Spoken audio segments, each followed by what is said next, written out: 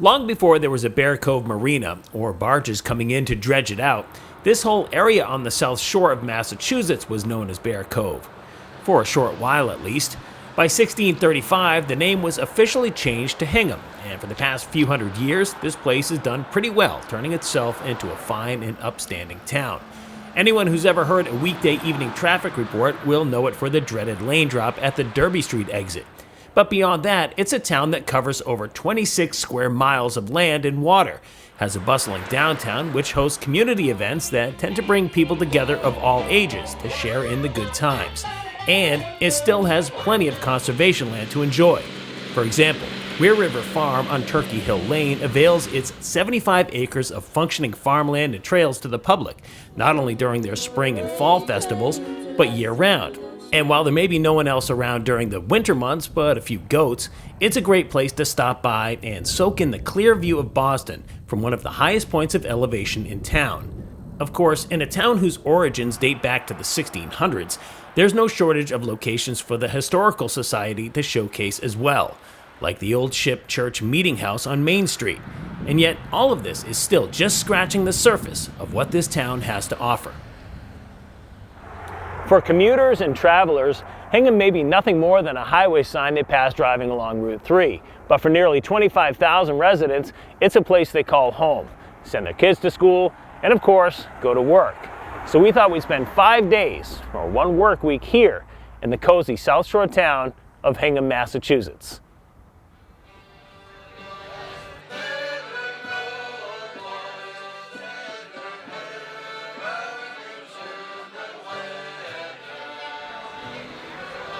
If downtown is considered the heart of Hingham, then one reason that it stays healthy and keeps pumping might be due to the fact that there is no shortage of places to eat.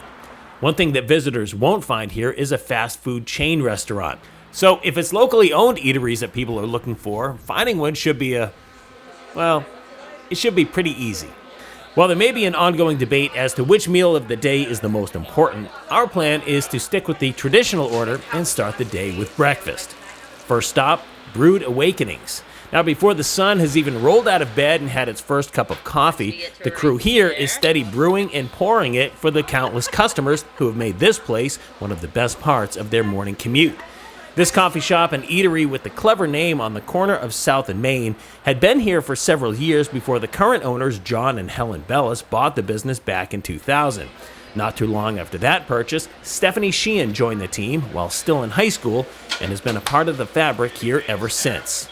This will be my 20th year. I started working for John in 2004. It's changed a little bit over the years. We've renovated once, but it's great. Everyone's here from my entire life, so it's fantastic. The location speaks for itself, so getting people to come into a place that's nearly impossible to miss isn't too much of a challenge. Getting them to keep coming back for decades while continuing to appeal to a broad base of support has more to do with great service and everything that comes with it. We're in the exact middle of downtown, so everyone from all over town has to come here. So it's great for them to come in. You know, we have a lot of cozy little chairs for them to sit in. Everyone knows each other, so it's like going home. We have all walks of life from around town here. We've got the parents with their little ones here. They feel comfortable letting the kids walk around. We got the older community who's in here. They like to knit, they like to read a lot. A lot of kids come in to study.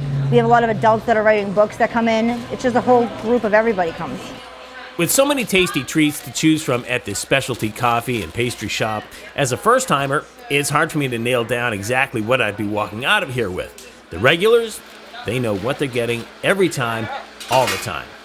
Everyone's coming in here. We're getting breakfast sandwiches and bagels all day, every day. Those bacon, egg, and cheeses just fly off of the croissants. There may not be any fast food chains downtown, but there's nothing that says people can't get fast service, which seems to be the trademark here. To watch this group at work, they seem to know every person that comes in, and they operate with the quickness and efficiency of a pit crew on a racetrack. That's how we try to run it. We try to run it as a team. We tell everyone, teamwork makes the dream work. We encourage each other at the end of the shift, and we try to do it. Okay, so how are we going to tackle this? One person does A, B, and C, and the next person will get something, and we try to work together to get you out the door as fast as we can. And that was our cue to 22 Skidoo, up the block and around the bend to the corner of North Street and Central to locate some lunch at the Square Cafe. This restaurant initially opened its doors in 2001 under owner Patty Libby and had already established itself as the place to be by the time new owner Luke Draheim bought it in October of 2019. His first order of business was to not only maintain its already popular reputation among the locals, but to also maintain its mystique as the place that looks like the quiet neighborhood restaurant from the outside, but feels like that hip city hotspot on the inside. Well, the vibe here we were always going for, and one of the things that appealed to me about it was that type of city vibe, but in a more quiet community. What we always tried to achieve, and what Patty had tried to achieve before us, was to have that level of service, that level of attention to detail, the quality of the food.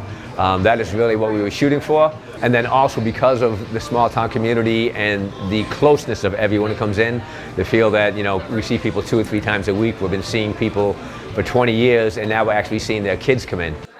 So what keeps them coming in? Well, the food for sure. But while it all looks and smells delicious, there doesn't seem to be one specific category that it falls into here. And that seems to be the winning formula.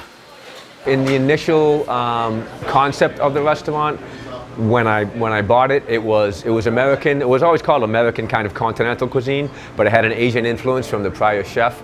I loved a lot of that because I love that Asian profile, but at the same time, we wanted to go into more of maybe almost a Mediterranean. So there's really no set type of food that it is. It really is trying to do just food from all different areas and doing it well. We believe in fresh ingredients.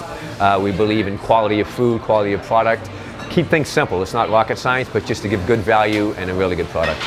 As someone who spent nearly his entire life in the restaurant business, Draheim knows that over half of all restaurants fail after 1 year, and roughly 80% fail after 5 years. So if a restaurant is to have sustained success over 20 years, they can't just do 1 or 2 things right. They have to do everything right. You've got to have it all. You've got to have food, you've got to have drink, you've got to have quality of service, you've got to have good atmosphere, and you've got to really care about what you're doing.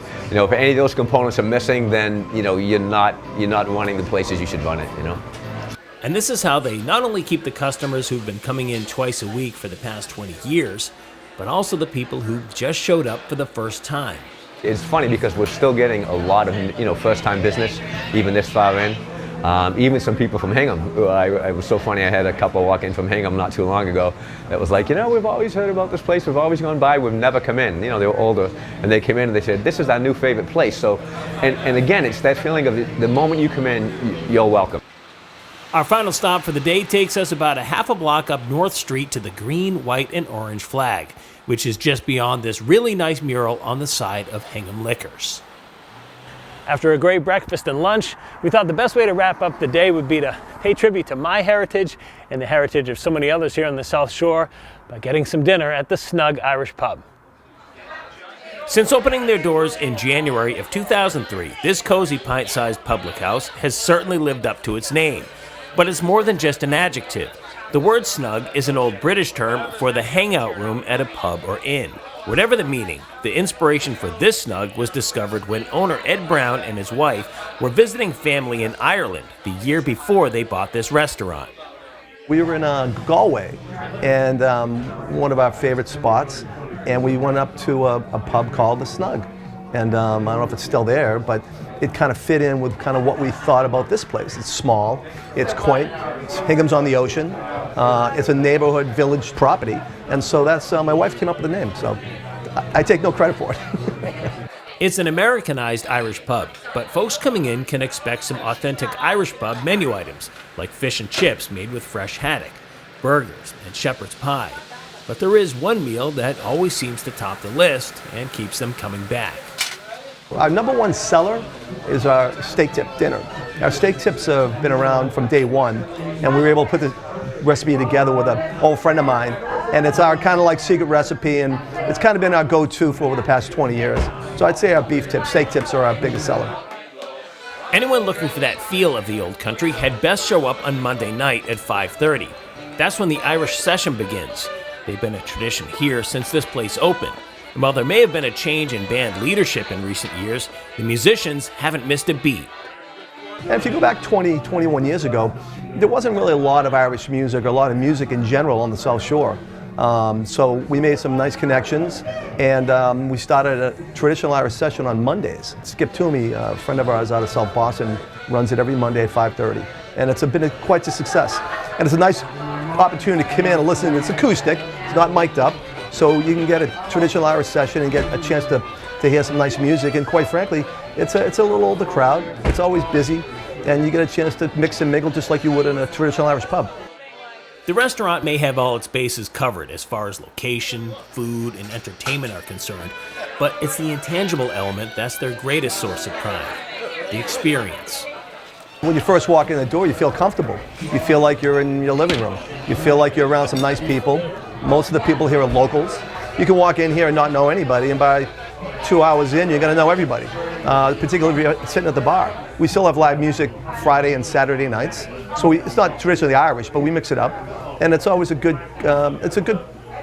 time. It's really a nice, fun experience, and it's not a big place, so it gets very cozy really quickly, and that's what people like. No matter the level of individual success that each of these businesses achieves, they know how fortunate they are to be a part of the Hingham Downtown Association and the community that's given them their continued support throughout the years. We're lucky enough to be right downtown Hingham, so most of your businesses that are downtown are all family-run, family-owned, sole proprietors, and the surrounding neighborhoods, including the whole community, supports local business. And if it wasn't for local community, a lot of our businesses wouldn't do as well as we do. It's important because we all build off each other. You know, the group of businesses all gathering together in order to support each other, to help each other. So, you know, people coming down to shop, come and enjoy our food. People who might hear about the restaurant who come down and say, wow, what a great place. They're going to go shopping across the street. They're going to take a walk up to the beach. So it is really a community that makes it so special here.